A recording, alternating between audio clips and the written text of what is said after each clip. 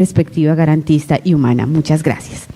Continuamos con una mirada regional al panorama previsional. Nos acompaña el doctor Juan Miguel Villalora, consultor senior en desarrollo económico para entidades multilaterales, quien compartirá una visión actualizada de los últimos desarrollos en materia previsional en América Latina y el Caribe.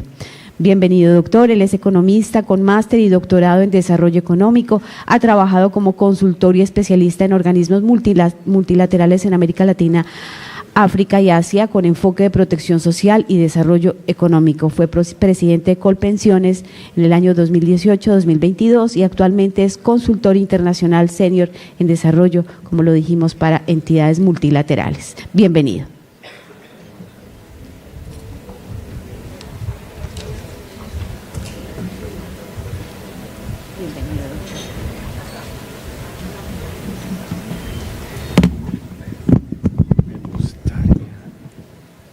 Bueno, muchas gracias y buenos días, muchas gracias por la invitación y más que estar agradecido con la invitación, muy agradecido con ustedes, con toda la sala, por un reconocimiento, ¿no? Por tener la gallardía y también la vocación de dedicar su vida a esta rama del derecho, a todos los magistrados auxiliares, a todo el equipo que conforman la sala de casación laboral de la Corte Suprema de Justicia. Como ya mencionaba en la introducción a mi perfil,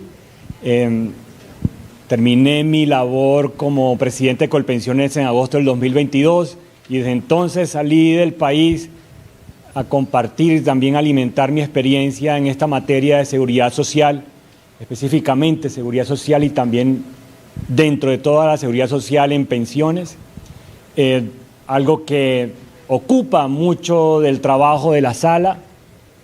Cuando llegué a Colpensiones en el 2018 habían más de 120.000 procesos judiciales en contra de la entidad.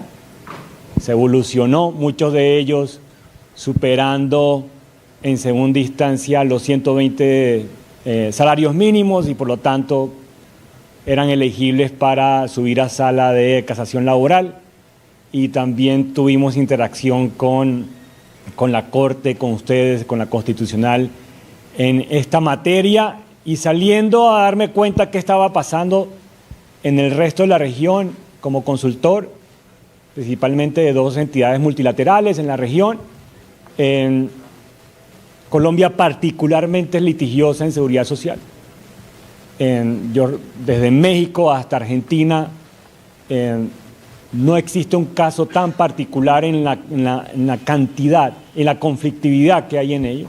No quiere decir que no haya problema en otros lugares, sino que las instancias judiciales terminan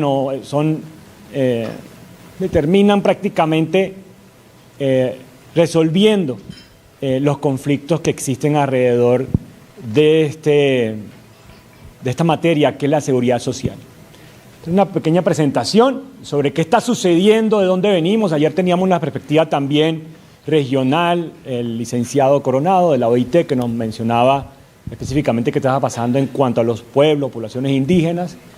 Esta es un poco más general, pero también de esa perspectiva también internacional. Únicamente 2 puntos. El punto de partida, de dónde venimos, es muy importante repasar esa historia y qué transformaciones se han dado recientemente.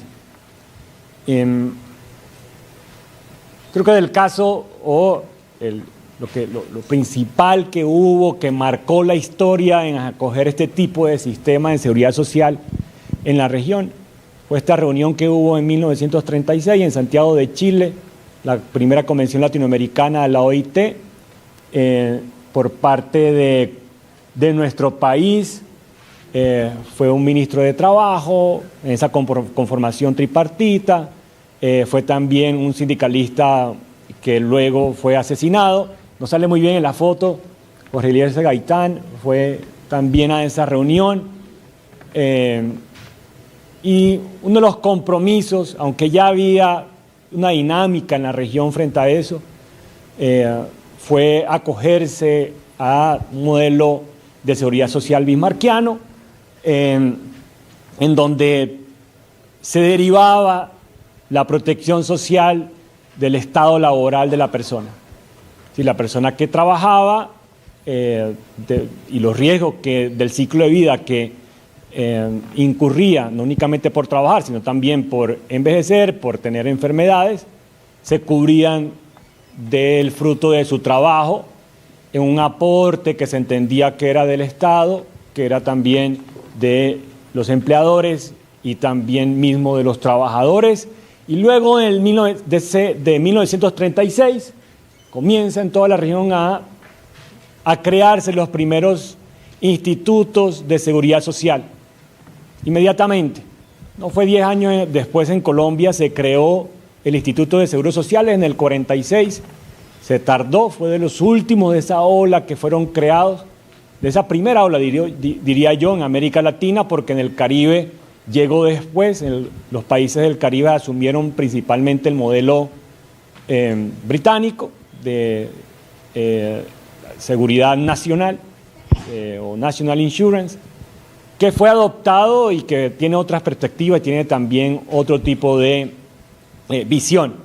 Pero el modelo caribeño es mucho más asegurador que prestador de servicios.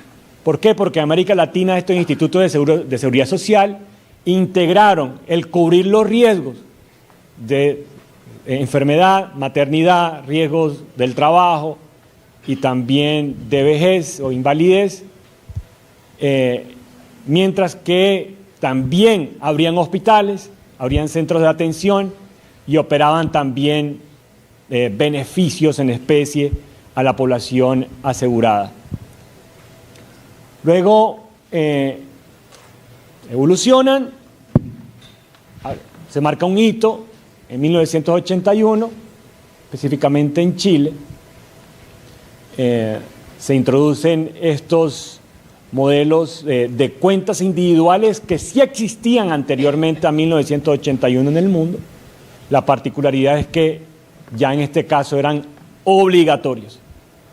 Entonces, introducir ya elementos del mercado financiero a la seguridad social se convertía en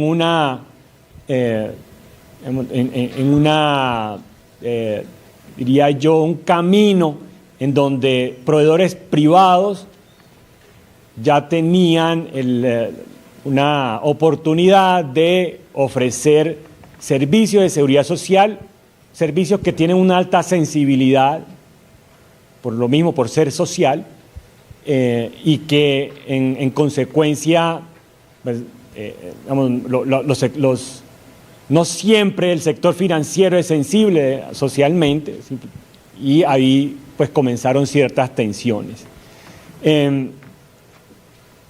Con unas promesas, por ejemplo, de este recorte de prensa, que es muy famoso: los chilenos se pensionarán con el 100% de su sueldo en 2020. Llegó el año 2020 y no sucedió. Hubo muchas promesas que no se cumplieron alrededor de este modelo en cuanto al retiro se trataba. Luego comienza la época de los 90 y algunos países, bueno, comienzan todos estos procesos de democratización.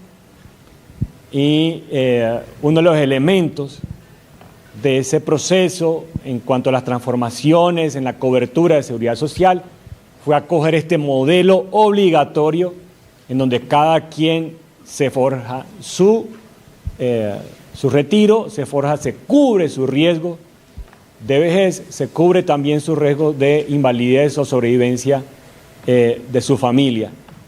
Claramente no todos siguen la corriente. Muchos hoy permanecen en el esquema original, en donde existe un único instituto de seguro social con hospitales tal cual como nosotros conocíamos el Instituto de Seguros Sociales en Colombia. Entonces en Ecuador todavía existe el IES, en Costa Rica también existe la Caja Costarricense, en Panamá la Caja de Seguro Social, existen también en México, aunque se ha venido marchitando en el lado de pensiones, el IMSS, el ISSSTE, y sucesivamente, pues, otros países como Colombia deciden adoptar este modelo. Entonces, no fue, sino, por ejemplo, también Argentina, donde se introducen las AFP-JPs. Luego, estas AFP-JPs, muchos saben ustedes lo que sucedió. se nacionalizan, la ANSES, la Agencia Nacional, termina adoptando todos estos, adoptando, digamos, los fondos y siendo el único proveedor de servicios. En Bolivia también se introducen las AFPs, luego se reversa el sistema hace un par de años, hace 2 años en Bolivia se acabaron las AFPs, comenzó nuevamente un único proveedor público. En Uruguay también se introdujeron, pero con un sistema de pilares, hoy como el que Colombia acaba de aprobar y que está todavía en pendiente de implementación. Y existe un primer pilar en Uruguay, también desde el 96, atendido por el Banco de Previsión Social, y a nivel complementario unas AFPs, principalmente 3 AFPs en Uruguay. En México también, en el 96, igual, cuentas individuales, entraron las que se conocen como las AFORES, y el Instituto Mexicano de Seguridad Social, en cuanto a pensiones, comienza a marchitarse, pero muy lentamente. Este marchitamiento en México va a tomar mucho tiempo, especialmente porque si uno ya tenía una contribución en el anterior sistema, ya clasificaba para estar en el régimen de transición. Entonces la transición en México va a llevar mucho tiempo. En Colombia, ustedes saben lo que sucedió, se introdujeron las AFPs, pero no se marchitó el sistema de reparto o de prima media, como se conoce en el país, y lo mismo ocurrió en Perú. Perú lo hizo primero. Perú viene y divide lo que era el Instituto Peruano de Seguridad Social, crea lo que es salud, por un lado, para la parte también pública de salud, y crea la ONP, lo que sería en Colombia Colpensiones, y en Perú también en paralelo existía, hasta hace poco también, un sistema de reparto, un régimen de reparto en paralelo con un régimen de cuentas individuales, donde no existía en todo caso, o en la región no existe necesariamente unos parámetros de pensiones mínimas como sí existe en Colombia. Colombia y Venezuela son las únicas 2 constituciones en la región que dicen cuánto debe ser una pensión, que es el salario mínimo. O sea, la pensión mínima es el salario mínimo y esto está elevado al nivel constitucional en nuestro país. En Perú no sucedió así, por ejemplo. Entonces en Perú hay pensiones de $5 mensuales. Vale más, creo, que la transacción que la propia pensión. Y esos niveles mínimos, por un lado, cuando no existen, facilitan que haya mayor cobertura de pensiones, pero cuando existen, entonces se sacrifica mucha cobertura. Por eso también la reforma que aprobó el Congreso colombiano el año pasado trata de generar esquemas semicontributivos o solidarios para poder solventar el hecho de que la pensión mínima en Colombia es el salario mínimo y por encima de eso existen pensiones, por debajo de eso no pueden existir pensiones. Luego, el Caribe continúa con el esquema original, también sucede lo mismo, lo que pasa es que en el Caribe sí existe un seguro previsional, digamos en el sentido puro de la palabra, con los National Insurance Services, especialmente porque en el Caribe no hay una provisión de servicios en especie por parte de estos institutos, sino que se paga una prima de riesgo y lo que se encarga estos institutos de seguridad social es de cubrir los siniestros, tal cual como un asegurador. Entonces mutualizan el riesgo y paga, pero no necesariamente presta servicios como todavía sigue existiendo en algunos países de América Latina y el Caribe. Comienzan entonces a haber transformaciones recientes a partir de ese sistema. No se cumplen las promesas de las cuentas individuales porque muchos, especialmente muchos economistas, yo soy economista, pero muchos economistas hacen énfasis sobre la sostenibilidad financiera del sistema. Y no existe un balance sobre otro tipo de sostenibilidad que estos sistemas también requieren, que es la sostenibilidad social. O sea, los sistemas, cuando generan una alta insatisfacción, terminan desapareciendo o teniendo consecuencias muy similares que cuando hay una insostenibilidad financiera. En Chile, igual se crea un partido político, no un partido político, un movimiento político llamado No Más AFPs. Entonces, no queremos más AFPs. Este movimiento que recoge principalmente personas de edad de retiro, lo hace en consecuencia a que en Chile tampoco existe o existía originalmente una pensión mínima como sí lo hay en Colombia. Entonces, esa insatisfacción social en Colombia no necesariamente se ve para las personas que están pensionadas porque tienen un mínimo, un piso mínimo que es el salario mínimo, sino que se ve para muchas personas que en el caso que no tenían ese piso mínimo, tenían pensiones muy bajas. Entonces, el 80% de las pensiones en Chile eran por debajo del salario mínimo en comparación en Colombia, que son el 100%. Cosa contraria que en Chile sí existe una cobertura mucho mayor y el 60% de las pensiones allá también resultaron ser menores a la línea de pobreza.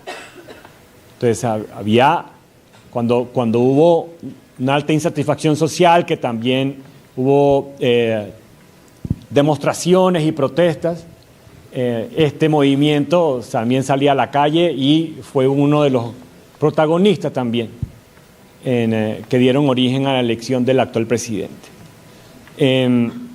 Y esto también profundizando con respecto al que sucedió, esa insatisfacción social y la transformación que hubo, pues fue también protagonista en lo que iba a ser una nueva constitución para Chile, constitución que no se concretó.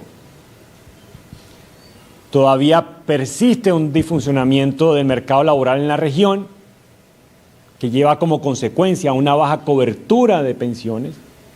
Ustedes prácticamente ven diariamente cómo el sistema laboral o cómo el mercado laboral tiene disfuncionalidades, porque no necesariamente genera una alta formalidad. Anoche tenía una discusión con un colega de ustedes sobre, especialmente aquí en Colombia, todo el aparato de justicia a nivel laboral, todo el aparato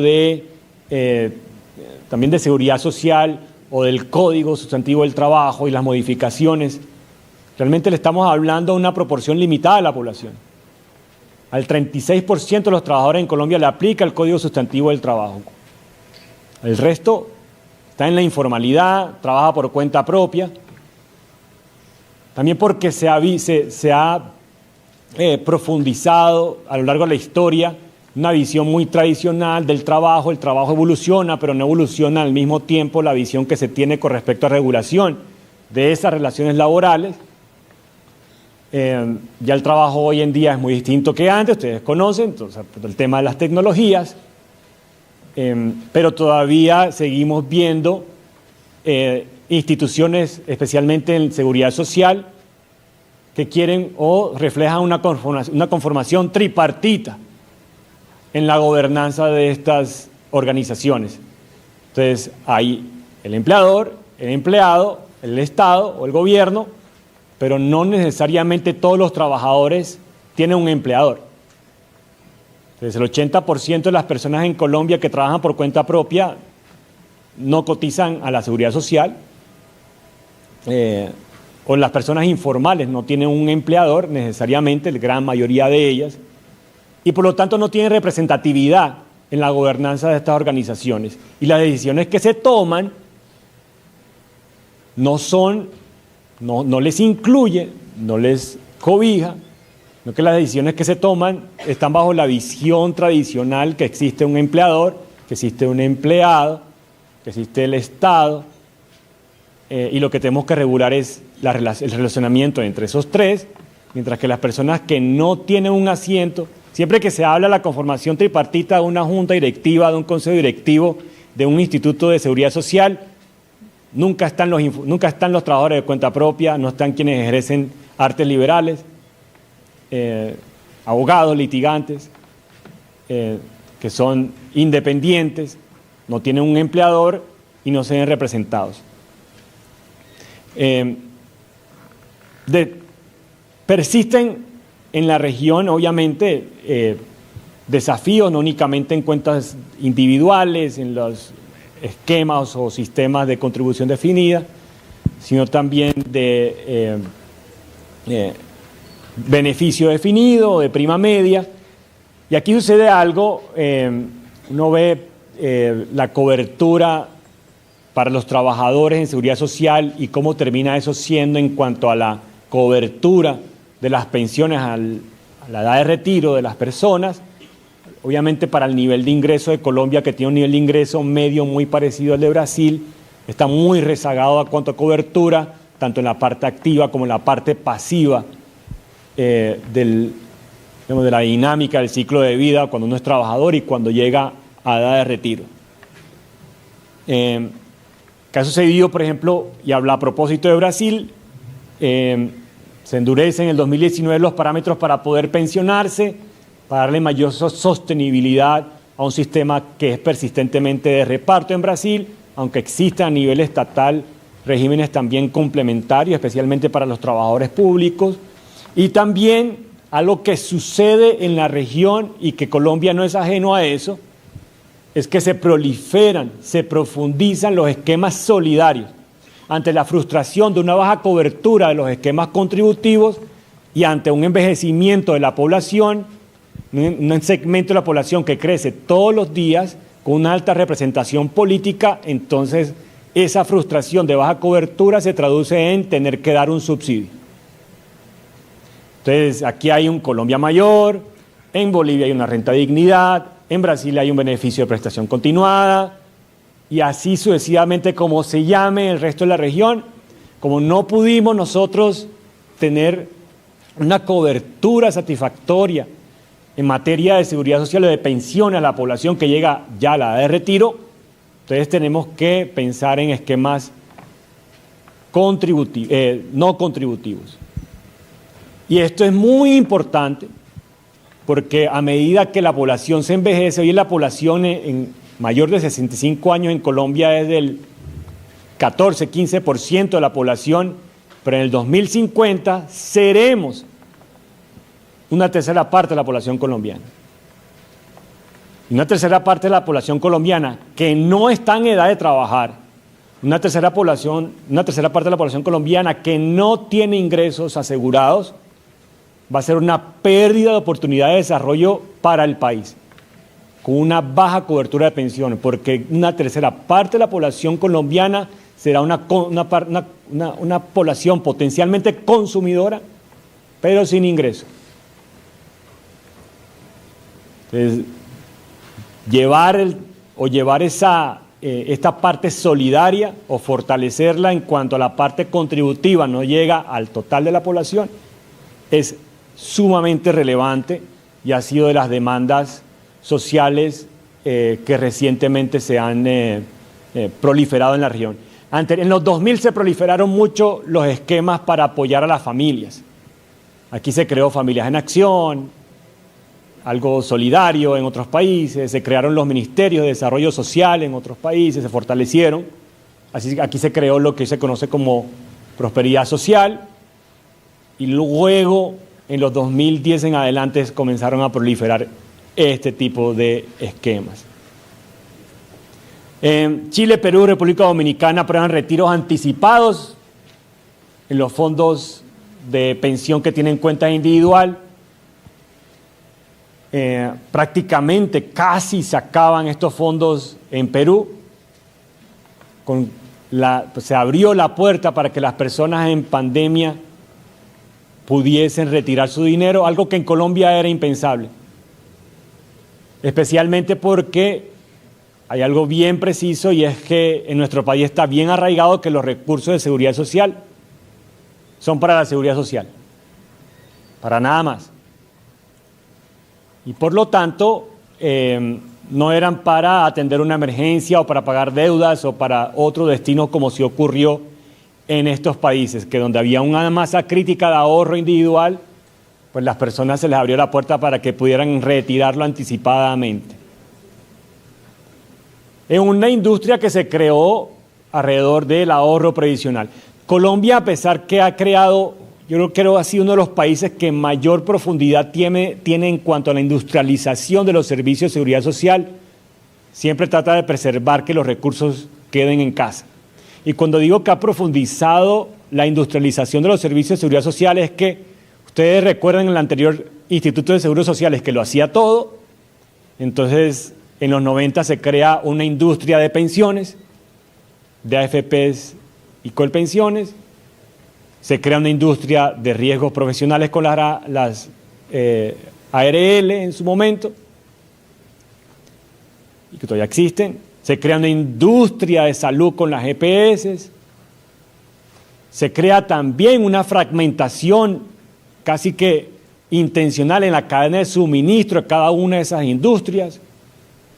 No hay una centralización en la tesorería, sino que cada una de las empresas es casi que responsable de su recaudo. Colombia profundizó muchísimo ese esquema de industrialización en comparación a otros países, pero cuando llega la pandemia eso se respeta, se conserva y no salen los recursos de ahí. Ha habido también una tendencia que no solamente los ahorros de las pensiones se toman por parte de quienes las han ahorrado, sino también en otros países. Por ejemplo, El Salvador, hoy en día el 90% de los fondos de pensión, incluso individuales, están hoy en día en bonos del gobierno, en bonos del Estado. O sea, no son como dicen los fiscalistas, no son una deuda bruta, son una deuda neta, reconocida ya. Entonces, de facto ya es un sistema de reparto, con una tasa de interés que es la deuda del gobierno. También en México se incluyen o se profundiza. Todo el mundo pensaba que con la llegada de un presidente, como fue el anterior en México, lo que iba a hacer era a reversar el modelo de las AFORES o de las cuentas individuales o de las AFPs, pero lo que hizo fue profundizarlo. Se aumentó la tasa de contribución, especialmente para hacer que la gente tuviera mayor ahorro y que pudiera tener una mejor perspectiva de retiro en la masa de ahorro. En Uruguay también se unifican los regímenes especiales, todo lo adopta prácticamente el Banco de Previsión Social. Hubo también en Uruguay un movimiento de plebiscito, de consulta popular para poder también reversarlo, algo que no prosperó. En Chile también se hace una nueva reforma, también para aumentar la tasa de contribución, para crear y consolidar un piso mínimo de pensiones. Los chilenos también lo que hacen es comenzar a compensar las pensiones ya causadas, para que las pensiones no pierdan valor en el tiempo.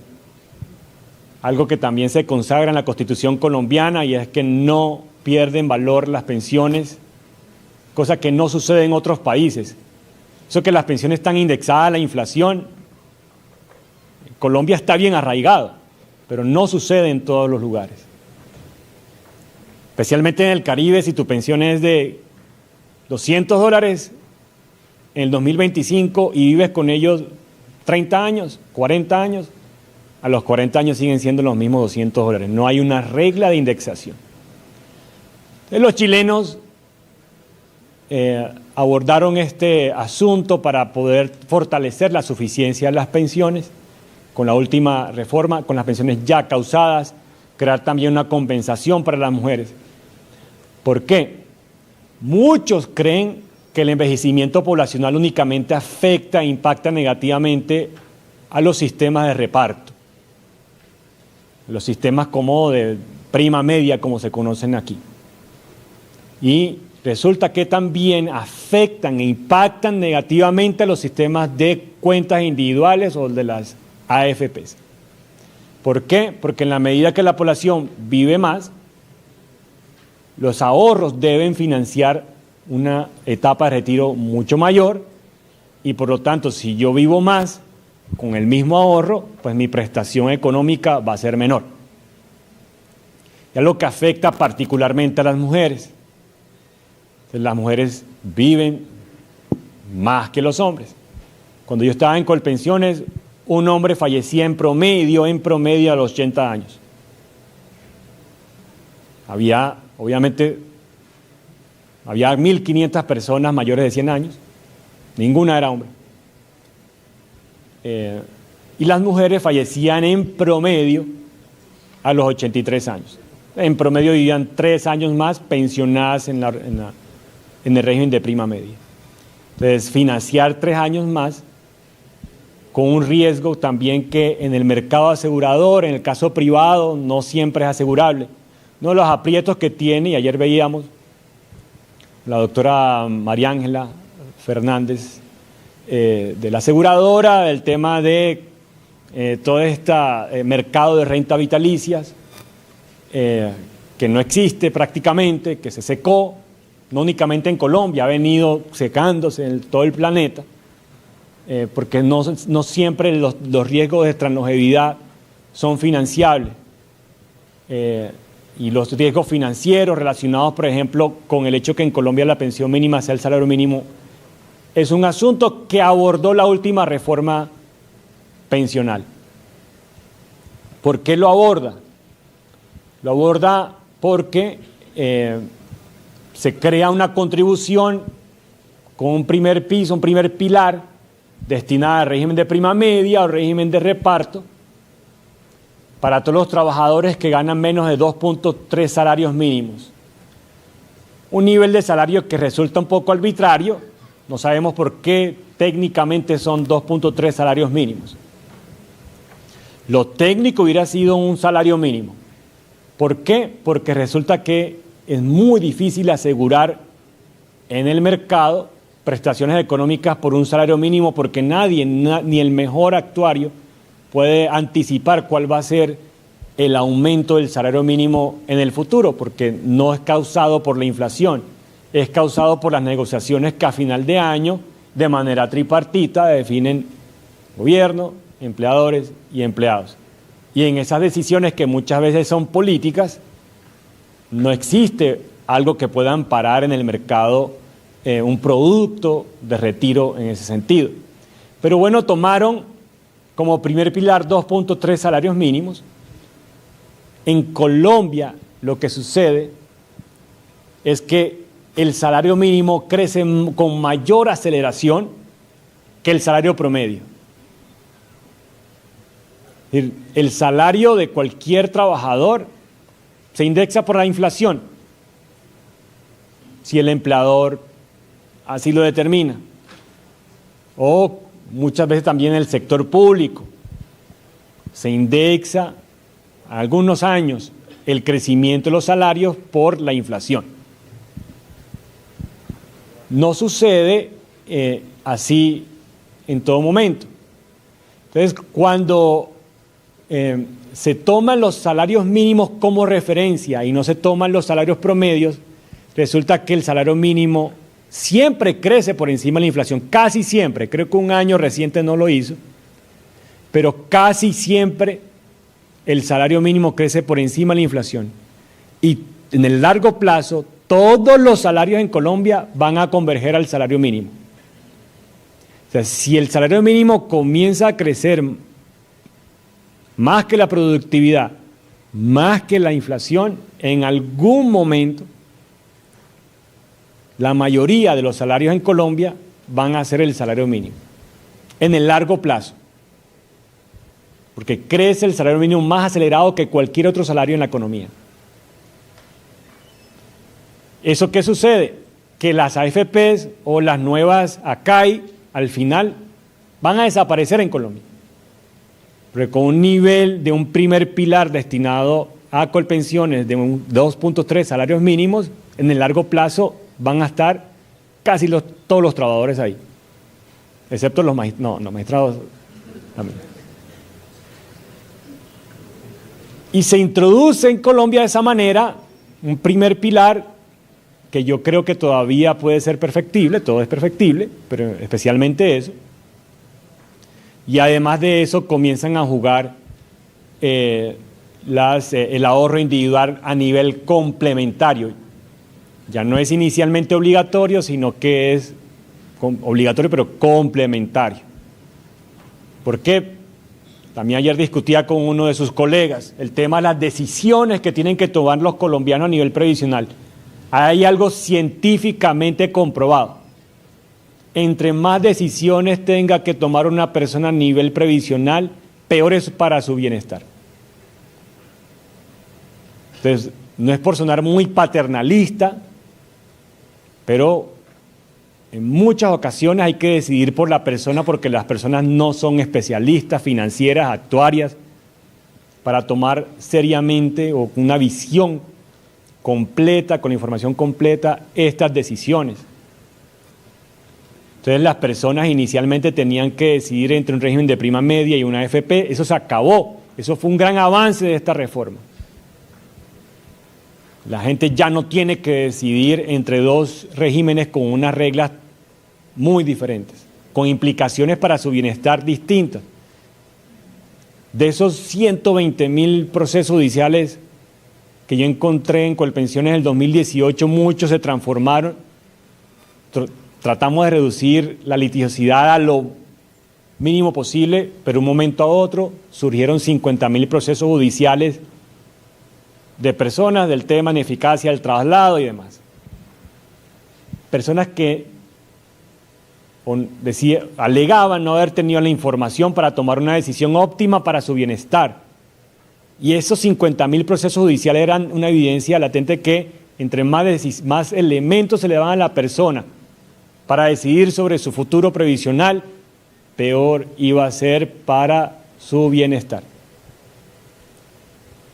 En Perú, en Chile, no estoy mal, República Dominicana, está prohibido que las AFPs ofrezcan cosas distintas a los parámetros del sistema para hacer a la gente decidir qué hacer. En nuestro contexto todavía persisten prácticas como complementos comerciales que distraen a la gente de los reales parámetros del sistema. Por ejemplo, la tasa de rendimiento, las comisiones que me cobran, eso casi nadie lo ve. Pero a veces llega el correo electrónico de la AFP que les da el 20% de descuento en el gimnasio, el 30% en el madrugón, el 40% en alguna otra cosa así. Y eso distrae mucho la decisión de la gente. Entonces, un gran logro fue eso. Otro logro, pero yo creo que es la experiencia que tuve a nivel jurídico y constitucional especialmente, es el tema de una nueva prestación que se crea, que es una prestación anticipada, por su nombre, una pensión anticipada. Personas que llegan a 1.000 semanas pueden comprar las semanas que les hace falta para llegar a las 1.300 y que se las vayan descontando como un descuento de nómina, como de libranza, hasta poder completar las 1.300 y ahí tener una pensión plena o tener el pago de esas semanas que le hacen falta durante toda la existencia de la prestación. Tuve muchos debates, especialmente en la jurisdicción contenciosa administrativa, donde únicamente se podían causar derechos de prestaciones económicas a nivel pensional de la Seguridad Social causados por contribución a la Seguridad Social. Únicamente. Entonces había temas de incrementos pensionales, había otros temas que me fortalecían mi pensión o mis contribuciones si yo tenía publicaciones. Entonces ahora poder comprar una prestación por algo que no fue causado por una contribución puede ir en contravía de esa disposición, de la experiencia que yo tuve. Otra cosa muy fuerte que tiene esta reforma, obviamente, es la parte semicontributiva para las personas que no alcanzan ni las 1000 semanas, y otra parte solidaria es las personas que no alcanzan ni las 300 semanas. En conclusión, los colombianos terminaron divididos a la hora de llegar a la edad de retiro entre quienes cumplieron 300 semanas, ahí está la parte solidaria, entre quienes cumplieron 1000 semanas, está la parte semicontributiva, y quienes están entre 1000 y 1300 semanas, quienes pueden reclamar una prestación anticipada, y quienes superan las 1300 semanas, que ahora van a poder tener una pensión como Dios manda, pero como referencia primero de los 2.3 salarios mínimos y de manera complementaria con base al ahorro individual que hayan logrado. En Bolivia concluye ya la eliminación de las AFPs, y en otros lugares comienza la preocupación de la sostenibilidad real, porque si hay una época, esta década es esencial en la mayoría de los sistemas de reparto que todavía tienen fondos de reserva para determinar su sostenibilidad. Entonces ya en Ecuador se acaban, también en México, que era emblemático, y otra cosa que también viene en la discusión es el tema siempre el envejecimiento, pero que es comienza a ser un ingrediente central en la discusión de la sostenibilidad de seguridad social, de pensiones. Y es que ya se ha mencionado varias veces que las mujeres están teniendo menos hijos. No parece ser un problema únicamente de las mujeres, parece ser también de nosotros los hombres, como que no somos buenos partidos, que no le damos buenas opciones. Y si antes tenían 5 hijos, ahora tienen menos de 2 hijos. El embarazo adolescente todavía existe en nuestro país, pero una cosa que ya dejó para aparecer en las primeras planas de los diarios.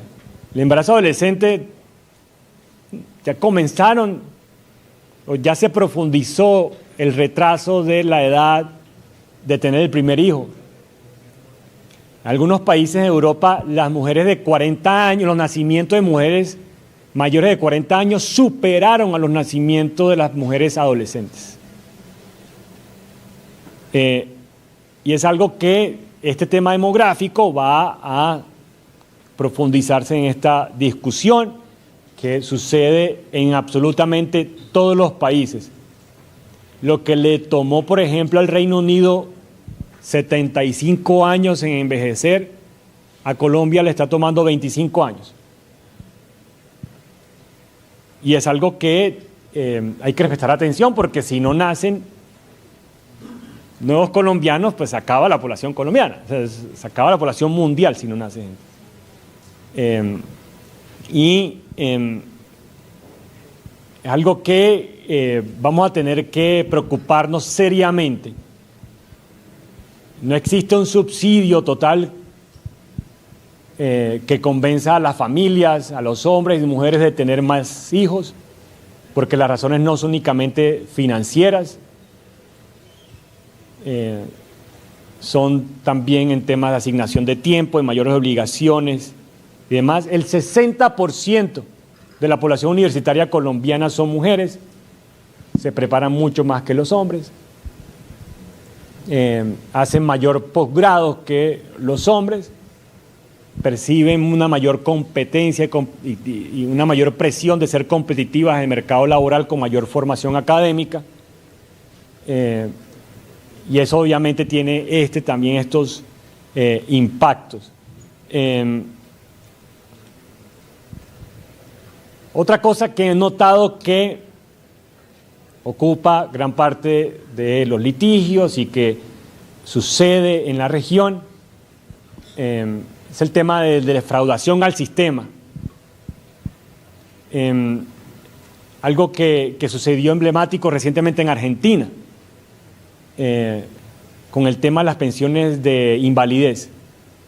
También ha sucedido en Colombia, sucede en toda la región el tema de las pensiones de invalidez y la defraudación del sistema. Las pensiones de invalidez en Argentina pasaron de 70.000 a más de 1 millón en 7 años. Cuando comenzaron a hacer auditoría, había una imagen, una radiografía de un perro. Ya desaparecía la colita del perro en una evidencia o en unos documentos que soportaban una pensión de invalidez. La defraudación del sistema es algo que obviamente ocupa porque las personas, cuando le encuentran que su pensión fue causada por algún tipo de elemento fraudulento, pues trata de conservarla y eso deriva en los estados judiciales.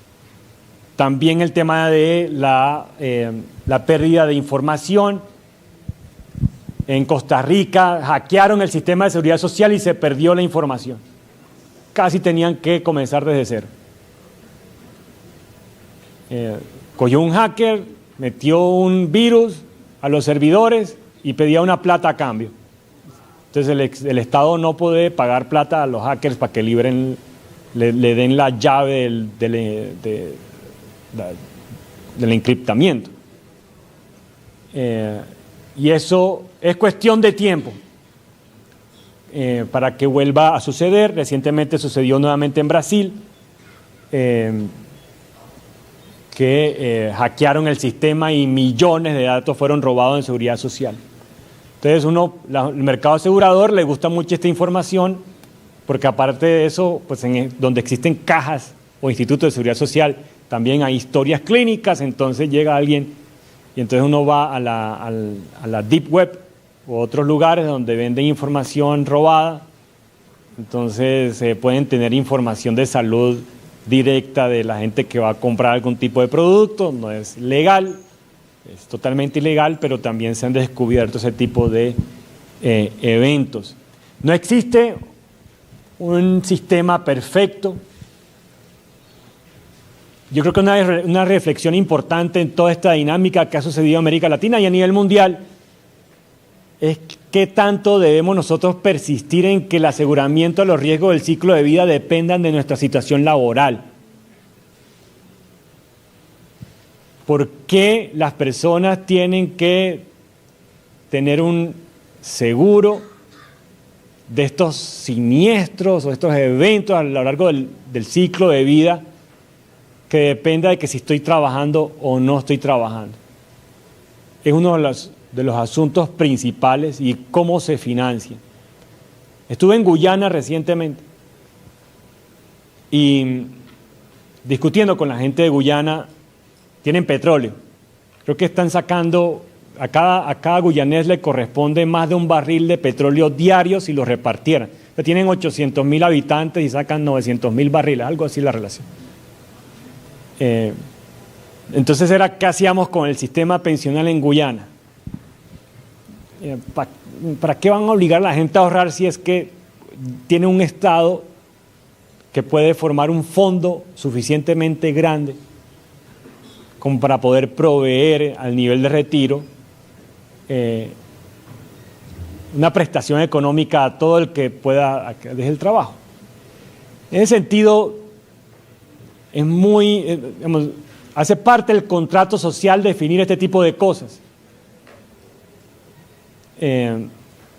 Pero yo creo que hace parte de una discusión mucho más profunda que se aleja de este espacio, de este escenario. Ya se me acabó el tiempo y por lo tanto pues acepto preguntas, quejas o reclamos en el almuerzo o en el café y nuevamente dándole las gracias por este espacio. Doctora magistrada Clara Inés López, muchas gracias.